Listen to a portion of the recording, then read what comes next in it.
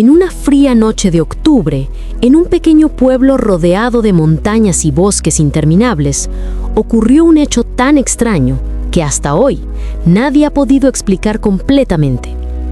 La gente del lugar aún recuerda el eco de los pasos, las luces que aparecían en la oscuridad y las voces que parecían susurrar desde las paredes mismas de las casas. La historia comienza con una familia común, los Ramírez, que habían decidido mudarse a una vieja casa colonial construida hace más de 100 años. Una casa grande, con ventanales de madera y un largo pasillo que crujía cada vez que alguien lo atravesaba. Al principio todo parecía normal. Los vecinos les dieron la bienvenida. La escuela de los niños quedaba a pocas cuadras. Y la vida prometía ser tranquila, pero poco a poco, detalles inquietantes comenzaron a aparecer. Puertas que se cerraban solas, ventanas abiertas al amanecer cuando la familia juraba haberlas cerrado, objetos que cambiaban de lugar como si alguien invisible los moviera. El padre, Ernesto, pensó que todo tenía una explicación lógica, quizá corrientes de aire, quizá descuido de los niños, pero su esposa, Clara, empezó a sentir que algo más estaba ocurriendo, sobre todo porque cada noche escuchaba pasos en el corredor, pasos lentos, pesados, que se detenían frente a la puerta de su habitación y cuando abría para ver quién era, no había nadie.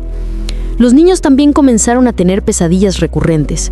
Siempre soñaban con una figura alta, vestida de negro, que los miraba desde la esquina de la habitación sin decir una palabra. Lo más inquietante era que los 3 hijos, sin hablar entre ellos, describían la misma figura. Con el paso de las semanas, el ambiente en la casa se volvió más denso. Los relojes se detenían a la misma hora, las 3:15 de la madrugada. Las mascotas de los vecinos se negaban a acercarse al jardín de los Ramírez y en la fachada de la casa empezaron a aparecer símbolos extraños, como si alguien los hubiera pintado en la noche. Ernesto, intentando calmar a su familia, decidió instalar cámaras de seguridad en varias habitaciones y fue entonces cuando la tensión alcanzó un nivel insoportable, porque en la primera noche de grabación se escucharon golpes secos, 3 golpes que resonaban en la sala como si alguien llamara desde dentro de las paredes. Al revisar las imágenes, vieron claramente cómo una silla se movía sola en medio de la habitación, como si alguien invisible la empujara. El miedo se apoderó de Clara, pero Ernesto aún buscaba explicaciones racionales, hasta que una madrugada, mientras revisaba las cámaras en su computadora, observó algo que lo dejó paralizado. En el pasillo principal, justo frente al espejo antiguo que decoraba la pared, apareció por unos segundos una silueta oscura, difusa, como si fuera humo con forma humana. Y en el reflejo del espejo, esa silueta parecía más clara, un rostro pálido, sin ojos, observando directamente hacia la cámara. Ernesto no dijo nada a su esposa para no alarmarla, pero guardó el archivo, sin saber que esa grabación sería solo el inicio de un terror que la familia jamás olvidaría. Al día siguiente, los niños se negaron a dormir en sus habitaciones porque aseguraban que durante la noche alguien había intentado abrir sus puertas desde afuera, y los picaportes se movían solos. Clara, cada vez más desesperada, buscó información sobre la casa en los archivos municipales y descubrió que a principios del siglo XX había pertenecido a un hacendado muy temido en la región, un hombre llamado Don Julián, conocido por sus prácticas oscuras y por los rumores de que realizaba rituales extraños en los sótanos. Se decía que varias personas desaparecieron en aquella época y que jamás encontraron sus cuerpos. Clara comprendió que quizá esas almas seguían atrapadas en la casa y lo que la familia estaba viviendo era la consecuencia de una historia sangrienta y nunca resuelta.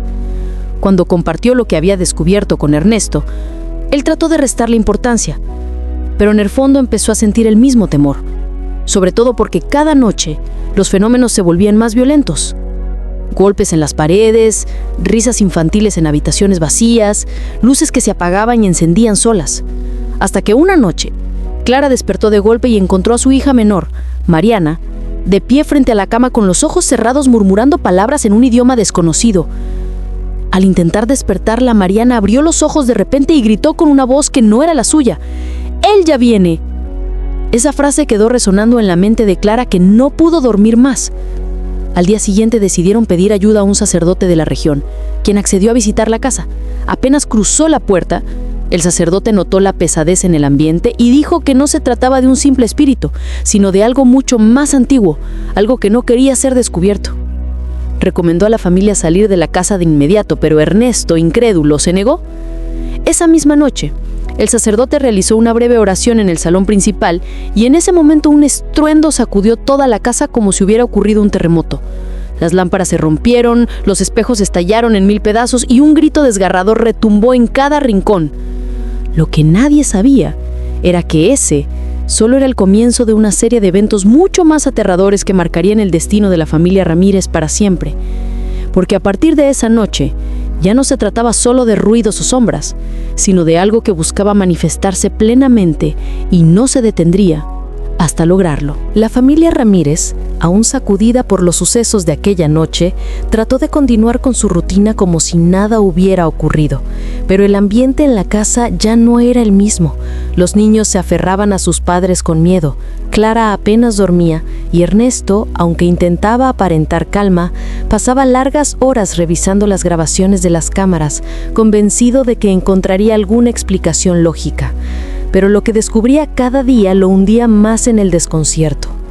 En una de las grabaciones de la cocina se veía claramente cómo un vaso caía al suelo y se rompía sin que nadie estuviera cerca. Y en otra, un susurro en voz baja parecía pronunciar el nombre de Mariana, la hija menor, como si alguien invisible la llamara. Lo más inquietante fue un clip en el que se escuchaba una respiración pesada detrás de la cámara, como si algo estuviera observando desde el mismo lugar donde se encontraba el dispositivo. Clara, cada vez más asustada, empezó a notar que los niños tenían marcas extrañas en los brazos y en la espalda, como rasguños, aunque ellos juraban que no se habían lastimado. Mariana, en particular, parecía estar más conectada con lo que ocurría, porque hablaba sola en su habitación y decía que el hombre del pasillo le contaba secretos que no podía repetir. Una tarde, mientras Clara doblaba ropa en la sala, Mariana entró con un papel en la mano. Lo había dibujado con crayones y mostraba la figura de un hombre alto, vestido de negro, con un sombrero ancho, parado junto a la ventana de su cuarto. Clara sintió un escalofrío porque esa misma figura era la que todos habían soñado, y aunque trató de no mostrar miedo frente a su hija, guardó el dibujo en un cajón para enseñárselo a Ernesto. Esa noche, Clara convenció a Ernesto de visitar la biblioteca del pueblo, y allí encontraron viejos periódicos que hablaban de don Julián, el hacendado que había vivido en la casa. Los artículos mencionaban rumores de desapariciones, rituales nocturnos y un sótano secreto que nunca fue registrado oficialmente. Clara sintió que todo tenía sentido, que las manifestaciones estaban relacionadas con ese pasado oscuro y que la figura que los atormentaba no era otra que la sombra de aquel hombre. Cuando regresaron a casa, Ernesto decidió buscar ese sótano oculto y, tras revisar el piso de la bodega, encontraron una trampilla cubierta con tablas viejas. Al abrirla, un olor nauseabundo escapó de allí, como a humedad y a tierra removida. El sótano estaba lleno de polvo, con paredes de piedra y símbolos grabados que parecían extraños rituales. Y en una esquina había cajas de madera con objetos antiguos, velas gastadas, cuerdas manchadas y un libro encuadernado en cuero, cubierto de polvo. Ernesto lo tomó y lo llevó al salón para revisarlo, y lo que encontraron fue aún más perturbador. Páginas escritas a mano con símbolos, invocaciones y descripciones de sacrificios. Clara, horrorizada, quiso quemar el libro de inmediato, pero Ernesto insistió en guardarlo como prueba de que algo real había sucedido en esa casa. Desde esa noche los fenómenos se intensificaron, puertas que se azotaban solas con tanta fuerza que los marcos se astillaban, ventanas que vibraban como un huracán soplara desde dentro, y voces que susurraban en los pasillos repitiendo los nombres de cada miembro de la familia. Los niños ya no podían dormir, y Mariana comenzó a hablar en sueños, repitiendo frases del libro aunque nadie se lo había leído. Ernesto, cada vez más confundido, empezó a obsesionarse con descifrar los símbolos como si algo lo impulsara a seguir leyendo, mientras Clara se sentía cada vez más vigilada, incluso durante el día, como si la presencia ya no necesitara la oscuridad para manifestarse. Una noche, mientras la familia cenaba, todas las luces de la casa se apagaron al mismo tiempo y en el silencio más absoluto se escuchó el sonido de pasos que bajaban lentamente desde el piso superior. Los niños comenzaron a llorar. Clara abrazó a Mariana y al pequeño Andrés, y Ernesto tomó una linterna para enfrentarse a lo que fuera que estaba allí. Apuntó la luz hacia las escaleras y por un instante todos lo vieron. Una figura negra, alta, con un sombrero ancho, quieta, inmóvil, como una sombra sólida que los observaba sin rostro. Ernesto dio un paso hacia adelante y la figura desapareció, pero en ese momento todas las puertas de la casa se cerraron de golpe y un viento helado recorrió cada habitación. Clara gritaba que debían salir de allí, pero Ernesto se negó, convencido de que debían descubrir la verdad, que huir no serviría de nada. El sacerdote que había visitado la casa regresó al día siguiente, alertado por Clara, y al entrar al sótano, percibió una energía tan densa que apenas podía respirar. Aseguró que ese lugar había sido usado para actos de invocación y que don Julián había hecho un pacto con algo que no era humano. El sacerdote advirtió que, si la familia no abandonaba la casa pronto, lo que estaba atrapado allí podría apoderarse de uno de ellos, y todo parecía indicar que Mariana era la más vulnerable, la escogida. Ernesto, aún con miedo, se aferró a la idea de enfrentarse a lo desconocido, pero cada decisión que tomaba parecía hundirlos más en la oscuridad, y lo que ocurrió en las siguientes noches demostraría que la presencia en la casa no estaba dispuesta a perder, porque aquello no solo era un espíritu, era una entidad que había esperado décadas para manifestarse y ahora había encontrado a la familia perfecta para lograrlo. La tercera semana en la casa se convirtió en un infierno para la familia Ramírez, porque lo que antes eran ruidos, sombras y objetos en movimiento, ahora se transformaba en ataques directos contra ellos. Cada noche, exactamente a las 3:15 de la madrugada, la hora en que todos los relojes de la casa se detenían, algo se manifestaba con mayor fuerza, como si ese fuera el momento en que la entidad tenía más poder. Clara empezó a notar que Mariana despertaba con moretones en los brazos, como si alguien la sujetara con fuerza mientras dormía. Y Andrés, el hijo mayor, comenzó a escuchar voces que lo llamaban desde el jardín. Voces que imitaban la de su madre, pero cuando él se acercaba a la ventana, veía una sombra de pie entre los arbustos, quieta, esperando. Una madrugada, mientras Ernesto revisaba nuevamente las grabaciones de las cámaras, vio algo que lo dejó helado. En el pasillo principal, Mariana caminaba dormida, con los ojos cerrados, dirigiéndose directamente hacia el sótano. Y detrás de ella, en la penumbra, se movía una figura oscura que parecía guiarla. Ernesto corrió de inmediato, la tomó en brazos y la llevó de regreso a su cama. Pero cuando trató de despertar a su hija, ella abrió los ojos y le susurró con una voz grave, que no era la suya: «Déjame salir». Esas palabras lo persiguieron el resto de la noche, porque en el fondo temía que no era su hija quien había hablado, sino algo más que intentaba usar su cuerpo como un canal. Clara, desesperada, insistió en que debían abandonar la casa, pero Ernesto se sentía atrapado en una obsesión. Quería descubrir la verdad, quería entender qué había detrás de la figura de don Julián y del libro que habían encontrado en el sótano. Pasó noches enteras leyendo las páginas, intentando descifrar los símbolos, hasta que encontró un pasaje que hablaba de un ritual para abrir el portal y recibir el poder eterno. Un texto acompañado por dibujos de figuras humanas rodeadas de círculos y velas. Ernesto comprendió que don Julián había intentado invocar algo mucho más oscuro de lo que cualquiera podía imaginar y que probablemente había tenido éxito, dejando atrapada a esa fuerza en la casa. Mientras tanto, la salud de Clara empezó a deteriorarse. Tenía pesadillas constantes y despertaba con la sensación de que alguien se sentaba a su lado en la cama, respirándole al oído. Y en más de una ocasión, cuando encendía la lámpara, veía la silueta de un hombre parado en la esquina del cuarto, mirándola en silencio. Los niños tampoco mejoraban. Andrés dejó de hablar por días, como si hubiera perdido la voz. Y Mariana comenzó a dibujar símbolos extraños en las paredes con crayones, símbolos que coincidían con los del libro, aunque nadie se los había mostrado. El sacerdote regresó a la casa tras las súplicas de Clara y esta vez fue más claro. Les dijo que la entidad estaba ganando terreno, que se estaba alimentando del miedo y de la energía de la familia, y que pronto intentaría poseer a uno de ellos por completo. Recomendó realizar una limpieza profunda, un exorcismo, pero advirtió que no sería fácil, porque lo que habitaba en la casa no era un simple espíritu humano, sino una entidad demoníaca que había hecho un pacto con don Julián. Ernesto, aún así, se negó a abandonar el lugar, convencido de que debía enfrentarlo. Pero esa decisión selló el destino de la familia, porque la entidad no tardó en manifestarse con mayor violencia. Los espejos de la casa comenzaron a reflejar rostros que no pertenecían a ninguno de ellos. Los cuadros se caían de las paredes, y una noche todos escucharon un grito desgarrador que provenía del sótano, un grito tan fuerte que hizo vibrar los vidrios de las ventanas. Ernesto bajó con una linterna y lo que encontró lo dejó sin aliento.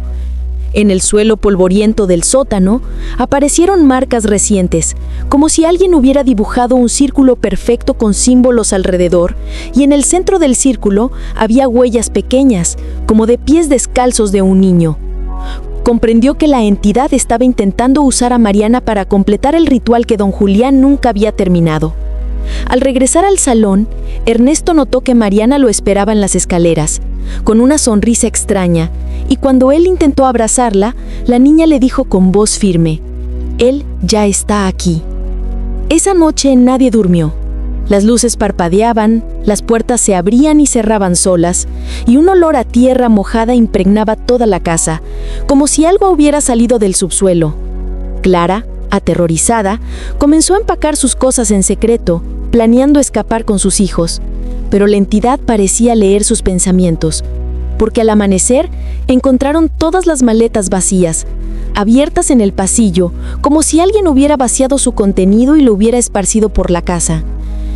Ernesto entendió que no podían huir tan fácilmente, que el vínculo con la casa ya era demasiado fuerte, y que lo único que podían hacer era enfrentar lo que se avecinaba, aunque en el fondo sabía que el precio sería mucho más alto de lo que imaginaba, porque la verdadera batalla apenas comenzaba, y la entidad no estaba dispuesta a perder después de haber esperado más de un siglo.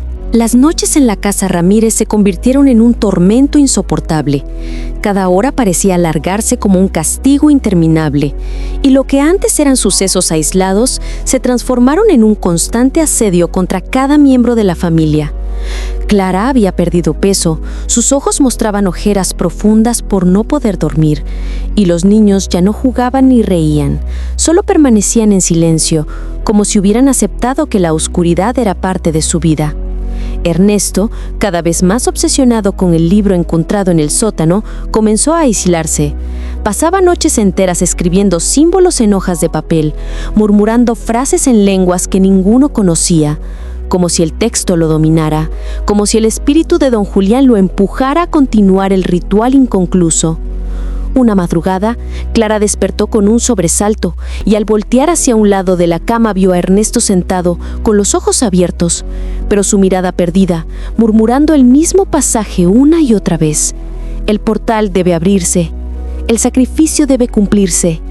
Asustada, lo sacudió para hacerlo reaccionar, y él, confundido, juró no recordar nada de lo que había dicho.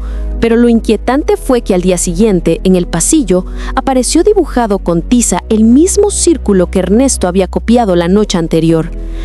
Los niños comenzaron a empeorar. Andrés decía que escuchaba golpes bajo el suelo de la casa, como si alguien intentara salir desde las profundidades.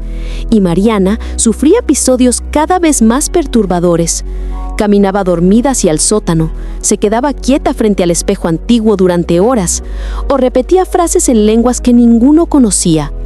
En una ocasión, mientras Clara la observaba, Mariana giró lentamente la cabeza y con una sonrisa siniestra le dijo: «Él ya no necesita esperar más». Esas palabras helaron a Clara, que decidió llamar nuevamente al sacerdote. Pero cuando éste llegó, Mariana se volvió violenta, arrojó objetos y gritó con una voz grave que no parecía humana: «¡Fuera de mi casa!». El sacerdote comprendió que la entidad ya no estaba solo rondando, sino que había encontrado un canal perfecto en la niña y advirtió que la posesión era inminente.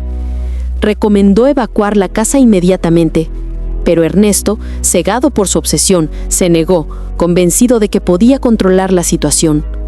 Esa misma noche, el sacerdote intentó realizar un ritual de liberación, colocando cruces y recitando oraciones en el salón principal, Pero el ambiente se volvió insoportable. Las paredes comenzaron a temblar, las lámparas estallaron en 1000 pedazos y una fuerza invisible lo arrojó contra la pared, dejándolo inconsciente. Clara gritaba de miedo mientras los niños se aferraban a ella, y en medio del caos apareció nuevamente la silueta del hombre del sombrero, más clara que nunca, caminando lentamente hacia ellos, mientras una voz profunda resonaba en cada rincón de la casa diciendo: «El sacrificio está cerca». Ernesto, en lugar de huir, se interpuso entre la figura y su familia, gritando que no permitiría que se llevaran a sus hijos. Pero la entidad parecía alimentarse de su miedo, porque cada palabra que Ernesto pronunciaba hacía que la figura creciera más y más, hasta llenar todo el salón con una sombra imponente. De pronto, Mariana cayó al suelo convulsionando, sus ojos en blanco, y comenzó a pronunciar palabras que Ernesto reconoció del libro, frases que describían la apertura del portal. Clara, desesperada, trató de sostener a su hija, pero una fuerza invisible la empujó contra la pared, inmovilizándola. Ernesto comprendió que la única forma de detenerlo era enfrentar lo que había comenzado don Julián, y en un acto de locura tomó el libro, abrió la página del ritual y empezó a leer en voz alta, creyendo que si completaba el texto podría romper el vínculo. Sin embargo, con cada palabra que pronunciaba, la temperatura descendía, los vidrios de las ventanas se congelaban y un viento alado soplaba desde el sótano como si algo estuviera subiendo desde las profundidades. Los relojes de la casa se detuvieron todos a la misma hora, 3:15, y en ese instante, Mariana abrió los ojos y lo miró fijamente. Pero no era la mirada de una niña, sino la de algo más antiguo y cruel, y con una voz que retumbó en la sala dijo: «Tú no puedes detener lo que ya ha comenzado». Ernesto cayó al suelo con el libro en las manos, dudando si continuar o quemarlo. Y Clara, llorando, le suplicaba que se detuviera, que dejaran la casa de una vez por todas. Pero era demasiado tarde, porque el círculo dibujado en el pasillo comenzó a brillar con una luz roja intensa, y del suelo empezó a emanar humo, acompañado de un olor nauseabundo a carne quemada. Los niños gritaban, los muebles se movían solos, y en medio del caos, el espejo antiguo del pasillo se agrietó, mostrando reflejos que no correspondían a la realidad. En lugar de sus rostros se veían cadáveres, huesos y figuras arrastrándose. Ernesto comprendió entonces que no estaba luchando solo contra un espíritu, sino contra una entidad que había esperado más de un siglo para manifestarse, y que estaba dispuesta a destruir a cualquiera que intentara impedirlo. Esa noche marcó el punto sin retorno para la familia Ramírez, porque aunque sobrevivieron al caos, comprendieron que ya no había escapatoria. La entidad estaba dentro de la casa, dentro de ellos, y lo peor de todo, dentro de Mariana, que poco a poco dejaba de ser la niña que habían conocido, para convertirse en el instrumento perfecto del mal que habitaba en aquellas paredes. La mañana siguiente, Sofía despertó con los ojos enrojecidos por la falta de sueño. La visión del pasillo oscuro y de aquella sombra inmóvil en el umbral todavía vibraba en su mente como un eco imposible de apagar, y aunque intentó convencerse de que todo había sido producto del cansancio, al levantarse notó algo que la estremeció. La puerta de entrada estaba entreabierta, como si alguien hubiera intentado salir o entrar durante la noche. No había señales de forzamiento ni huellas en el piso de madera, pero el simple hecho de que no recordaba haberla dejado así fue suficiente para que un sudor frío recorriera su espalda. Decidió entonces visitar la biblioteca del pueblo para investigar más sobre la antigua casa. Y allí descubrió un viejo libro de registros donde aparecía el apellido de la familia que construyó la mansión hacía más de un siglo, los de la Vega, conocidos por su riqueza repentina y por un misterio aún más oscuro: la desaparición inexplicable de 3 hijos en circunstancias nunca esclarecidas. La bibliotecaria, una mujer anciana de cabello plateado y ojos muy claros, al ver lo que Sofía consultaba, se acercó con gesto serio y en voz baja le advirtió que había cosas que era mejor no remover, pues según los rumores, la casa seguía reclamando aquello que le fue arrebatado, y quienes vivían entre sus paredes no escapaban de las sombras del pasado. Sofía fingió desinterés, pero por dentro sentía que cada palabra confirmaba lo que había visto. Al volver a casa, notó que sobre la mesa del comedor había una muñeca de porcelana que ella juraría no haber traído, con vestido azul descolorido y una grieta en el rostro que parecía una sonrisa torcida. Intentó ignorarla, guardándola en un cajón, pero esa misma noche, cuando la lluvia golpeaba las ventanas, escuchó un golpeteo suave proveniente del mismo mueble donde la había dejado, como si diminutos dedos tocaran desde dentro. El miedo la paralizó y no pudo dormir. Al amanecer, se encontró con el cajón abierto y la muñeca sentada sobre la mesa otra vez, ahora con un papel doblado entre sus manos diminutas que decía: «No estás sola». Sofía comenzó a dudar de su cordura, pero decidió instalar cámaras en el pasillo y en la sala para registrar lo que ocurría mientras dormía. Al revisar las grabaciones del primer día, descubrió algo aterrador. A medianoche, una figura infantil de cabello largo entraba en la cocina. Caminaba lentamente hasta la mesa y colocaba la muñeca sobre ella. Luego se quedaba mirando fijamente hacia la cámara con un rostro difuso, borroso, como si la tecnología no pudiera captar del todo su presencia.